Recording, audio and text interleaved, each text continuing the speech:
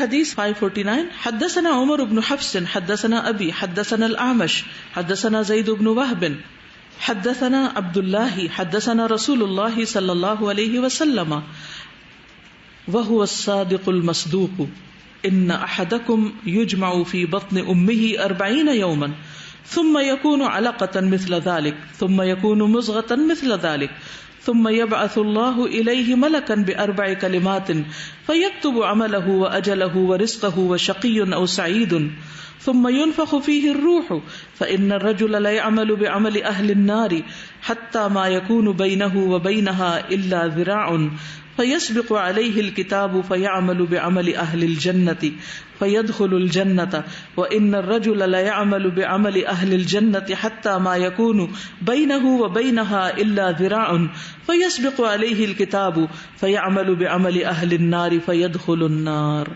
یہ حدیث پیچھے بھی گزر چکی ہے. حدثنا عمر بن حفص، عمر بن حفص نے اسے روایت کیا ہے اور حدیث کے راوی صحابہ میں سے عبداللہ ہیں. اور یہ جو حدیث ہے اس میں عبداللہ کہتے ہیں کہ حدثنا رسول اللہ صلی اللہ علیہ وسلم، رسول اللہ صلی اللہ علیہ وسلم نے ہم سے حدیث بیان کی. وَهُوَ الصادق المصدوق، اور وہ کون ہے؟ سچے، صادق ہیں اور مصدوق، جو وعدہ آپ سے کیا گیا وہ بھی سچا ہے.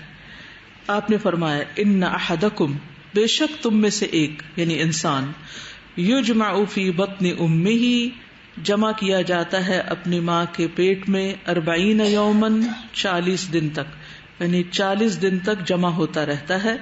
ثم یکون علقۃ، پھر وہ علقہ بن جاتا ہے، مثل ذالک، اسی طرح یعنی 40 دن علقہ رہتا ہے. ثم یکون مضغۃ، پھر وہ مضغہ بن جاتا ہے. علقہ خون کی پھٹکی اور مضغہ گوشت کا ٹکڑا، بوٹی، مثل ذالک، اسی طرح یعنی 40 دن. ثم یبعث اللہ الیہ ملکا، پھر بھیجتا ہے اللہ تعالیٰ اس کی طرف ایک فرشتے کو، ب4 کلمات، 4 باتوں کے ساتھ.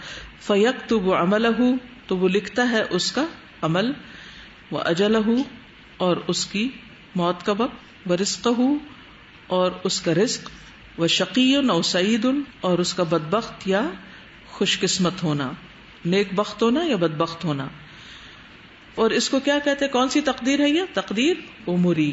ثم ينفخ فيه الروح، پھر اس میں روح پھونک دی جاتی ہے. فإن الرجل لا يعمل بعمل أهل النار، پھر بے شک ایک انسان البتہ عمل کرتا ہے اہل النار کا عمل، یعنی بظاہر غلط کام کر رہا ہوتا ہے. حتی ما يكون بينه وبينها إلا ذراع، یہاں تک کہ اس کے اور اس کی موت کے درمیان ایک گز کا فاصلہ، ایک ہاتھ کا فاصلہ رہ جاتا ہے. فیسبق علیہ الکتاب، تو اس پر غالب آ جاتی ہے کتاب یعنی تقدیر. فیعمل بعمل اہل الجنہ، تو وہ عمل کر لیتا ہے جنت والوں کا سا عمل. فیدخل الجنہ، تو داخل ہو جاتا ہے جنت میں. وان الرجل لا يعمل بعمل اہل الجنہ، اور بے شک ایک انسان البتہ عمل کرتا ہے جنت والوں کے عمل یعنی بظاہر. حتی ما یکون بینہ وبینہا الا ذراع، یہاں تک کہ اس کے اور اس کی جنت کے درمیان ایک گز رہ جاتا ہے. فیسبق علیہ الکتاب، تو اس پر کتاب کا لکھا غالب آ جاتا ہے. فیعمل بعمل اہل النار، تو وہ آگ والوں کے کام جیسا کام کر لیتا ہے. فیدخل النار، تو وہ آگ میں داخل ہو جاتا ہے. اس حدیث کو پڑھ کے ڈر بھی بہت لگتا ہے، اور پھر جب ڈر لگتا ہے تو دعا کیا نکلتی ہے منہ سے یا دل سے؟ کیا دعا نکلتی کہ اللہ ہمارا انجام اچھا کرنا، ہمیں ایمان پر موت دینا، ہمیں مرتے دم تک استقامت عطا کرنا. کیونکہ اصل خوش قسمت وہ ہے جس کا خاتمہ ایمان پر ہو، جو اہل الجنہ کا کام کر کے دنیا سے رخصت ہو. دوسری چیز یہ ہے کہ ایسا کیوں ہوتا ہے ایک شخص ساری زندگی اچھے کام کرے اور اس کا خاتمہ اچھا نہ ہو؟ ہم تو بظاہر کاموں کو دیکھ رہے ہیں نا، لیکن اللہ سبحانہ وتعالیٰ ظاہر کے علاوہ باطن کو بھی دیکھتا ہے. اللہ سبحانہ وتعالیٰ کو پتا ہے کہ ایک بندہ جو بظاہر نیکیاں کر رہا ہے وہ کس نیت سے کر رہا ہے، کیا دکھاوے کے لیے یا تکبر سے کہ دوسروں کے اوپر اپنی بڑائی جتانے کے لیے، یا اس کے عمل میں کوئی عجب ہے، یا اس کے اندر ایمان ہے ہی نہیں. جیسے منافقین ہوتے تھے کہ وہ بظاہر نیک عمل کر رہے ہوتے تھے لیکن اندر ان کے اس کا یقین نہیں ہوتا تھا. فی قلوبہم مرض، ان کے دلوں میں بیماری ہوتی، شک ہوتا. تو پھر کیا ہوتا؟ کوئی ایسا واقعہ پیش آ جاتا ہے انسان کے ساتھ کہ جس سے اس کے جو اندر کا مرض ہے باہر نکل آتا ہے اور وہ اپنے اوپر کنٹرول نہیں کر سکتا. اللہ سبحانہ وتعالیٰ نے کسی پر بھی ظلم نہیں کیا. اللہ تعالیٰ کو پہلے سے ہی پتا تھا کہ کون شخص کیسے عمل کرے گا. تقدیر کیا ہے؟ اللہ سبحانہ وتعالیٰ کا علم سابق، وہ علم جو اس کے پاس پہلے سے ہی موجود ہے، اور وہ علم لکھا ہوا ہے. یعنی کتاب کا لکھا غالب آ جاتا کا مطلب کیا ہے کہ اللہ سبحانہ وتعالیٰ نے اس کے بارے میں جو اندازہ کیا یا جو اللہ کا علم تھا وہ ویسا ہی ہو جاتا ہے، اسی طرح وہ عمل کرنے لگتا ہے. اور انسان کا آخری عمل یا جنت والوں میں سے ہوتا ہے یا جہنم والوں میں سے ہوتا ہے.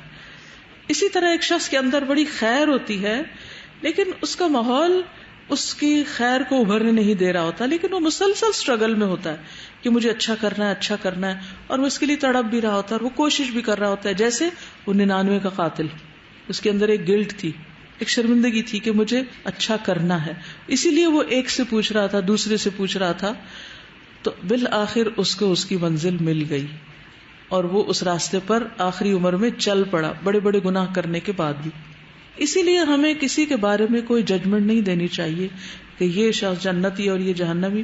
ہمیں نہیں پتا کہ مرنے سے پہلے ایک شخص بظاہر اس کے عمل کچھ بھی اچھے نہیں، وہ کیسی توبہ کر لے، کیسا ذکر کرے اللہ سبحانہ وتعالیٰ کا، کیسا وہ اللہ کے سامنے روئے.